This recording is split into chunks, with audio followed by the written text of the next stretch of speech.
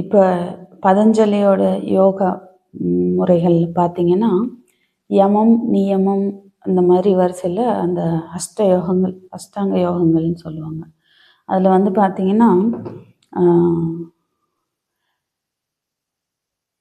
யமம், நியமம், தாரணை, ஆசனம், பிராணாயாமம், பிரத்யாகாரம், தாரணை, தியானம், கடைசியாக சமாதி.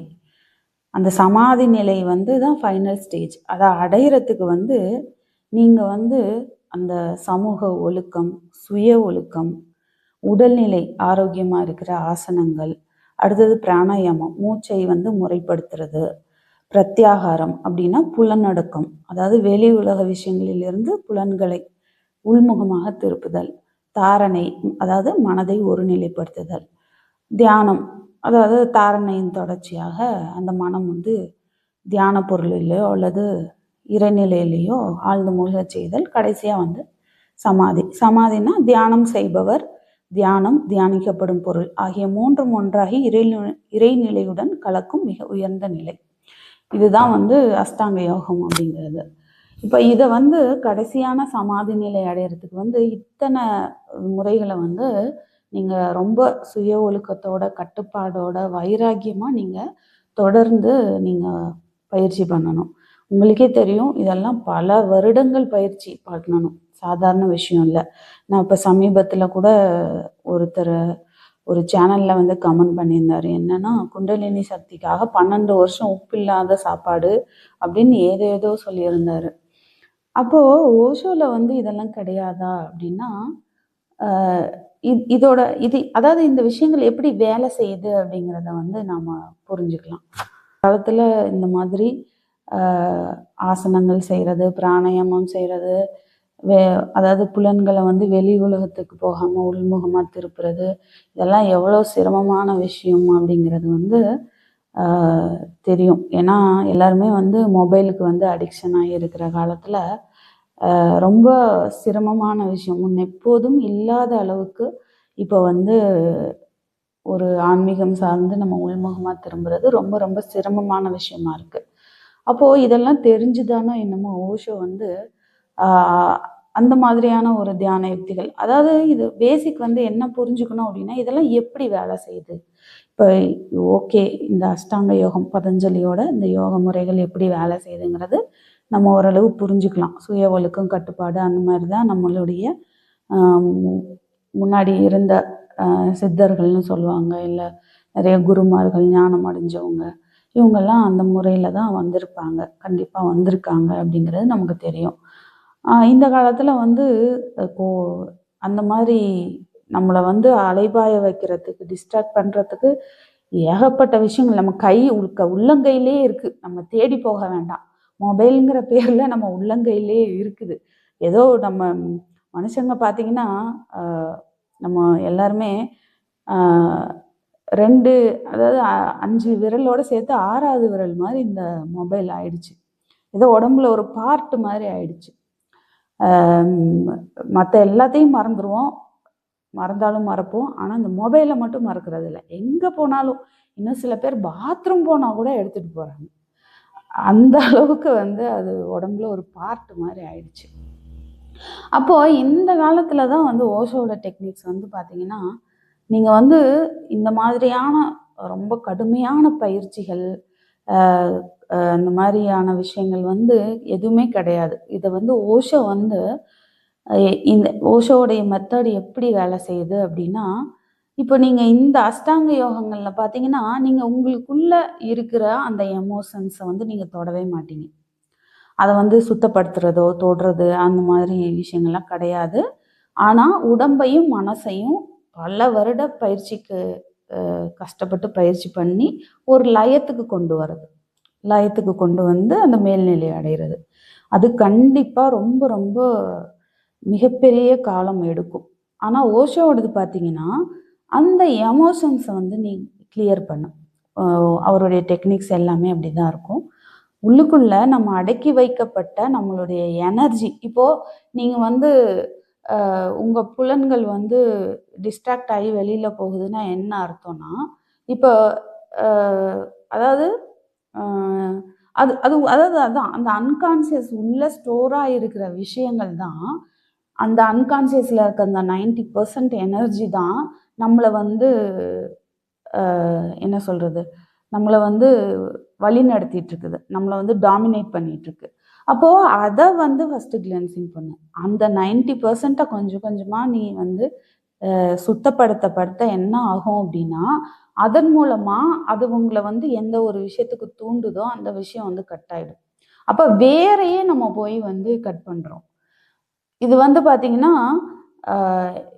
இப்போ ஒரே ஒரு விஷயம் என்ன அப்படின்னா, இப்போ எனக்கு வந்து தண்ணியை கண்டா ஒரு பயம் அப்படின்னு வச்சுக்கோங்க.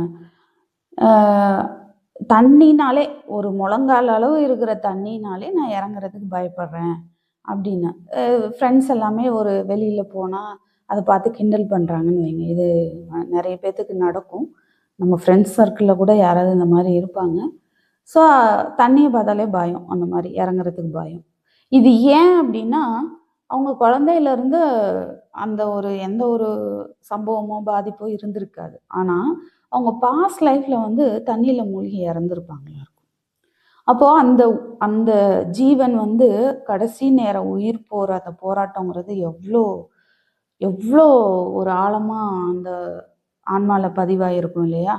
அப்போது அந்த மாதிரி அவங்க போராடி இறந்துருப்பாங்க. அந்த பாதிப்பு தான் அவங்களுக்கு இந்த பிறவி வரைக்கும் தொடரும்.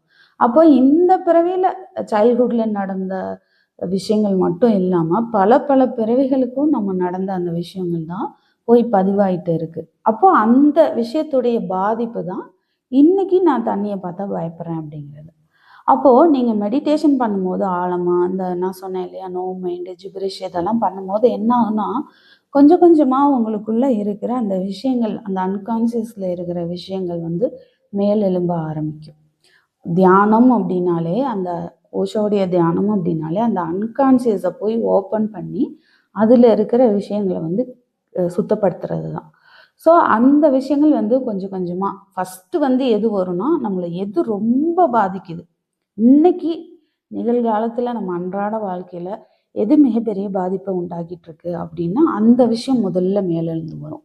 அப்போ அது வந்து இந்த மாதிரி தான். இப்போ எனக்கு நான் தண்ணியை கண்டு ரொம்ப பயப்படுறேன், அதனால பாதிப்பு அப்படின்னா, நான் அந்த தியானத்தில் ஆழமாக போக போக என்னாகும், முதல்ல அன்கான்சியஸ் ஓப்பன் ஆகி அந்த அந்த இறப்பின் போது நான் எந்த அளவுக்கு பயந்தனோ, பதட்டத்தில் இருந்தனோ, அந்த இது திரும்ப என் உடலில் வந்து அதெல்லாம் நிகழ ஆரம்பிக்கும்.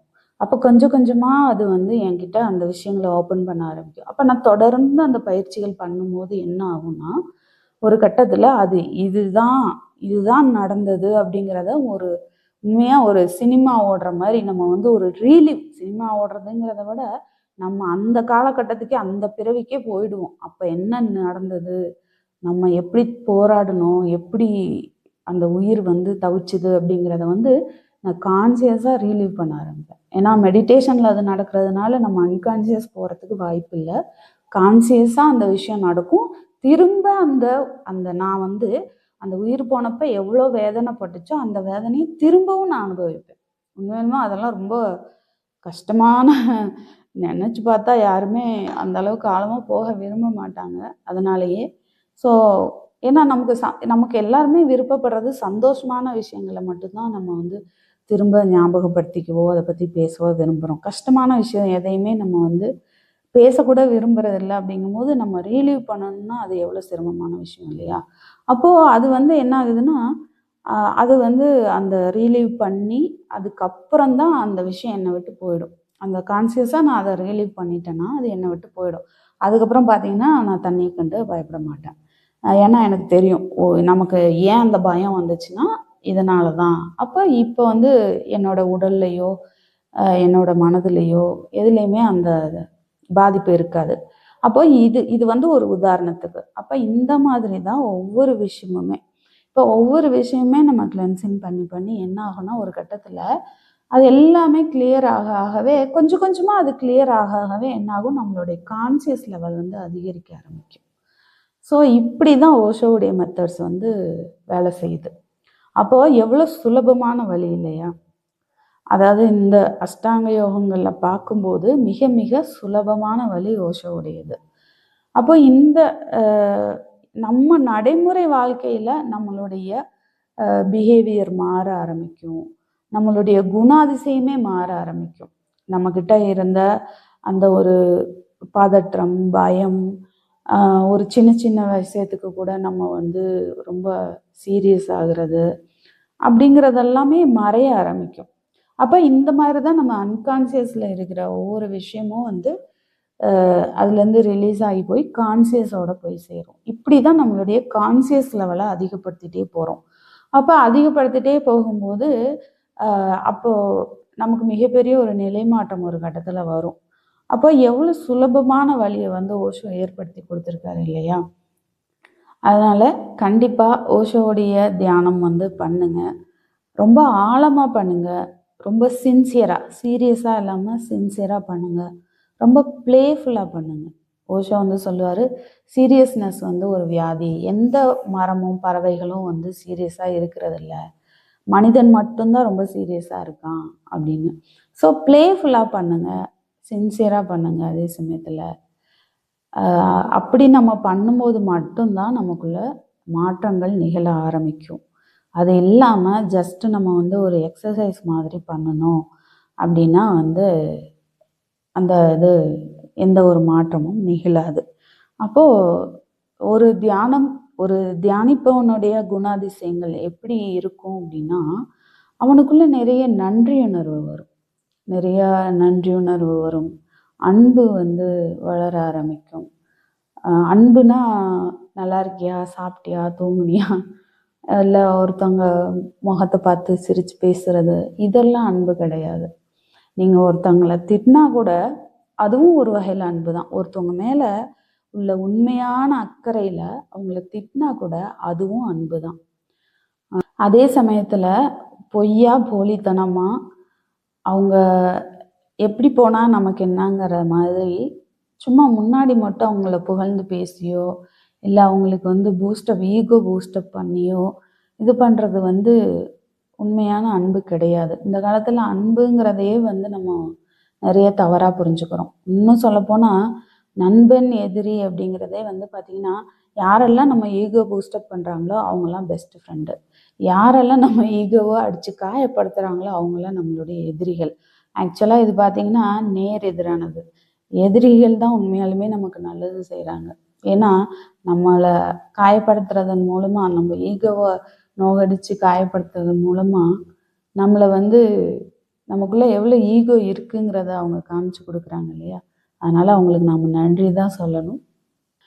ஸோ இது மாதிரி இன்னும் ஆழமான விஷயங்களை பகிர்ந்துக்கலாம். உங்களுக்கு ஏதாவது ஆன்மீகம் சார்ந்த சந்தேகங்கள், கேள்விகள் இருந்தால் கமெண்ட்ஸில் பதிவு பண்ணுங்கள்.